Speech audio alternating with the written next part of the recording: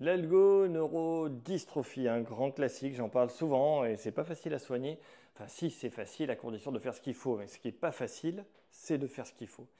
Donc, je t'explique un peu les trucs simples qu'il faut avoir en tête. Donc, en gros, tu as 4 à 6 mois de phase d'œdème.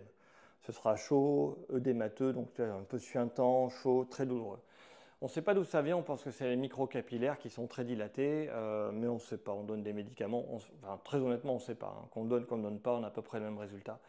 On donne quand même un truc, surtout pour rassurer les gens. Mais bon, je ne suis pas médecin, je ne peux pas vraiment te dire si ça fonctionne. Mais statistiquement, je crois que pas trop. Mais je n'ai pas vérifié. Je ne dis pas de ne pas prendre tes médicaments, hein, je te dis de poser des questions. J'en sais rien en fait. Hein.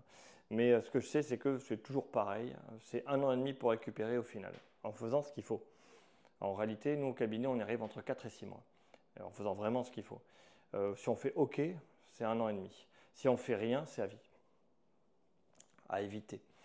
Donc, le concept, c'est quoi? La phase chaude, œdémacié, beaucoup de douleur, il faut faire des mouvements autant que tu peux pour diminuer l'inflammation. Hein, il faut faire des mouvements de pompage. Les mouvements de pompage permettent d'enlever l'eau qu'il y a autour, toute cette inflammation-là. Ça permet quand même de garder un peu de force et un peu de souplesse dans l'épaule, ce qui est l'objectif, c'est de ne pas trop perdre. Plus tu perds, plus ton corps va souffrir, plus l'inflammation va durer longtemps. Si au contraire tu arrives à garder ta souplesse, on sait que la phase inflammatoire va passer un peu plus vite, mais tu en as quand même pour des mois.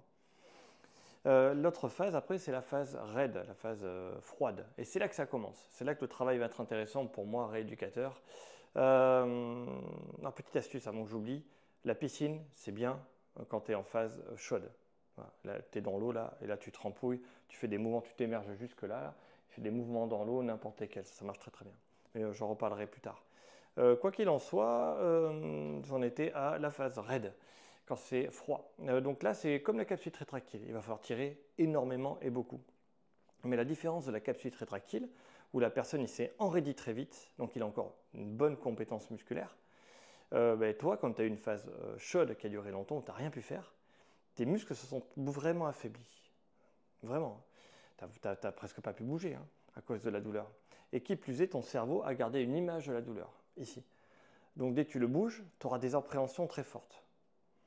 Donc tu as 2 trucs à faire. Il va falloir te muscler pour être capable de tenir les étirements. Donc tu vois, je montre les étirements, la musculation en vibration pour l'épaule, avec un élastique, là, je le montre après. Ça, il faut que tu en fasses plein. Et toi, il va vraiment falloir que tu fasses du renforcement statique, statique excentrique, avec les vibrations, beaucoup, beaucoup, beaucoup. Et après, les étirements. Il va falloir vraiment que tu alternes les deux, parce que tu n'auras pas la force, sinon, de tenir l'étirement et de continuer à progresser. Ça, c'est la première idée. La deuxième idée, c'est que ton cerveau a été vraiment blessé. Hein. Tu as eu hyper mal. Et on n'a pas d'organe dans le cerveau, un endroit pour dire tiens, c'est ici que j'ai mal. Non, en fait, on a mal sur la zone où on a mal. Et après, le cerveau, il fait le mélange des deux. Et c'est le bordel. Je ne sais pas comment le dire simplement avec des mots simples, mais en gros, la douleur va dans le cerveau à l'endroit où on a mal. Ce n'est pas un truc qui gère la douleur à part et qui t'informe que tu as mal ici.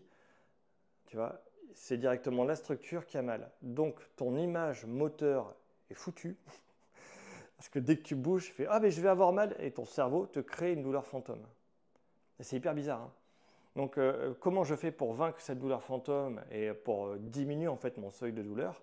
Il faut simplement réaliser des mouvements progressifs. Donc, la mobilité va être forte. Il va falloir vraiment bouger un maximum et surtout les étirements, comme pour la capsule rétractile, je dis il faut tirer énormément, très fort, voilà, allez-y, vous risquez rien. Là en fait, il faut que ton cerveau s'adapte au fait d'être capable de bouger à nouveau. Donc les étirements, il faut tirer moins fort. Et en tirant moins fort, ça va prendre plus de temps. Plus de temps pour récupérer, pour le même étirement. Donc, je résume. Phase chaude, il faut bouger de manière relative pour chasser l'œdème. Il faut faire de la piscine. Les exercices viennent après. Hein. Piscine pour bouger. Bouger de manière relative. Une fois qu'elle est passée, cette phase chaude, tu as la phase froide où là ça commence. Ce sont les mêmes étirements que pour tout ce secteur-là, les mêmes que tu peux essayer, mais tu les mets doucement en tension. Tu mets doucement un étirement. Tu attends plutôt 5 minutes, plutôt que 3 minutes, c'est 5.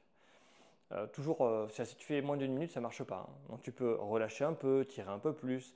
Le tout, il faut maintenir.